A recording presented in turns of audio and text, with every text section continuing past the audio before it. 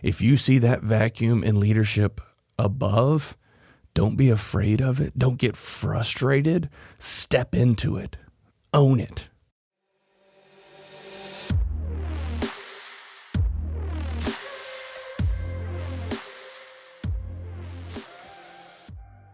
How is it going, ladies and gentlemen? This is Sean Barnes. I want to welcome you back to the Way of the Wolf. All right. We talk a lot about leadership, delegation, communication, crucial conversations, all sorts of topics like that. And sometimes I actually talk about leading up the chain of command. Today's show is going to be focused kind of in that arena, not so much leading up, but actually stepping in to a leadership role in an informal capacity. We have all experienced leaders or managers in senior roles that have no clue what they are doing. It is frustrating beyond belief.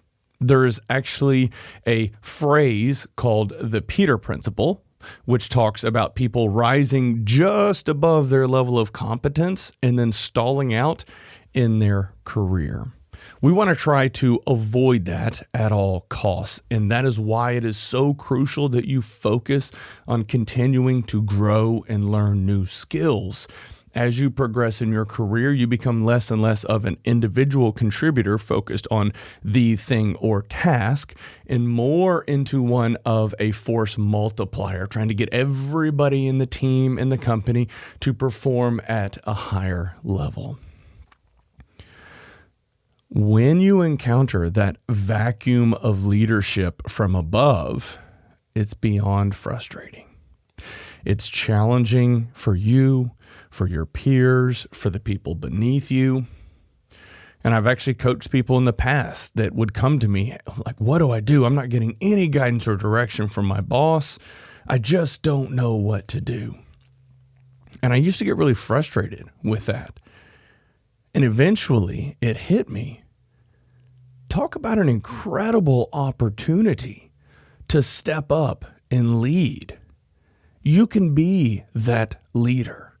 You can be the light to guide others in the right path. And I'm vividly recalling this specific conversation with the director years ago. He's like, I don't get any direction. I'm not getting told what to do. I'm just being told, execute. Fantastic. You have free reign to just go make it happen, and you're going to make mistakes. And that was his biggest concern. Well, what if I make a mistake? What if I misstep? Okay, so you are going to make mistakes. It's going to happen. That's part of the process. And it's important for you to recognize that either the business is growing or you are growing. Because at some point, the business, your team's growth is going to stall out, which means you have to learn new skills. You're going to have to figure out what to do differently to continue that growth trajectory. And that's going to involve some failures and some missteps, which means you have an opportunity to learn. It's all through the lens that you are viewing this through. Failure sucks. It can be demoralizing, it can be frustrating, but it's part of the growth process. Okay, so yes, it can be scary to step into that leadership role. So how do you mitigate the risk of getting in trouble and overstepping? Well, having a strong relationship with your manager is a good first start. If there is trust between the two of you, it will make it much easier for you to go to your manager and have that conversation and say, all right, here's the project that we have in front of us. We have option A and we have option B. I want to do option A for reasons XYZ. We can also do option B, but I'm not set on it. What are your thoughts? That is going to help create alignment. The more times you do that with your manager, the more times they will be able to tell you, go left, go right, go left, go right. Okay, so now you have started to identify what are these guardrails and boundaries. and you just start to execute from that point forward. Yes, there will be times when you jump over this boundary, and sometimes you might get in trouble. Sometimes you might impress the hell out of them and make a name for yourself for delivering results and thinking outside of the box. Over time, you will build a stronger relationship. You have a better understanding of where their expectations are.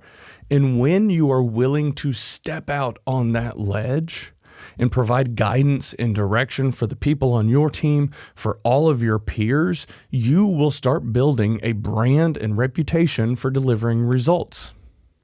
You will start building a reputation of being a leader. For those of you that have listened to the show or watched the show for a while, you're aware there is a manager that I had in the past that was the bane of my existence. Guys, I lost hundreds, possibly thousands of hours of sleep due to this guy's incompetence. I mean, it drove me crazy. And finally, it just hit me. I had to come to terms with the fact that I didn't care what he was doing. I had a job to do. I had teams to lead, so I was going to lead them. And yes, when he needed me to do things, I would absolutely do things. But aside from that, I was just focused on doing my job. It was so freeing to be able to just shed that weight off of my back and think, I don't care what he's doing. I don't care how incompetent he is.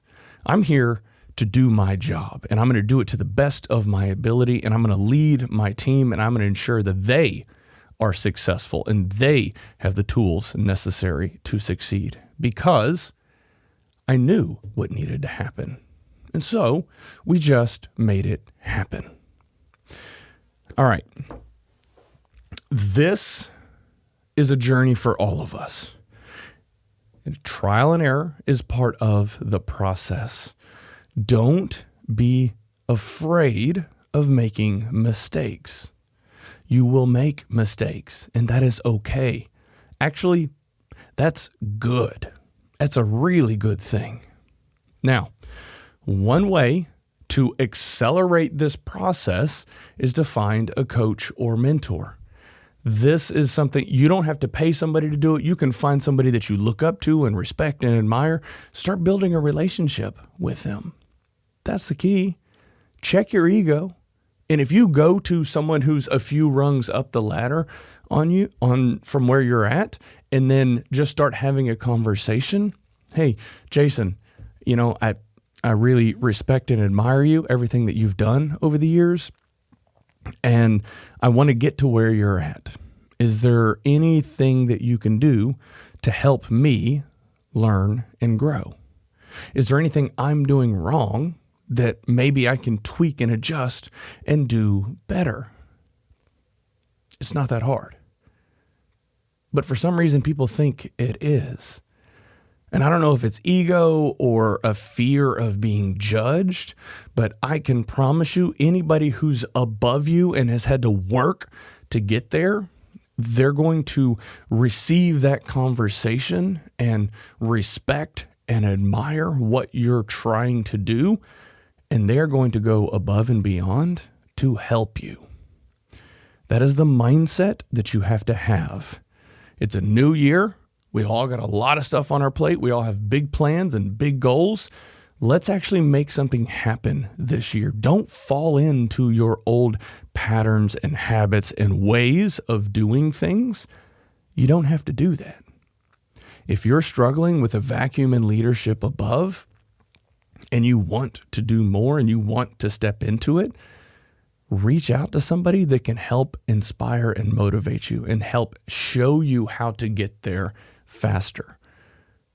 You don't have to do that.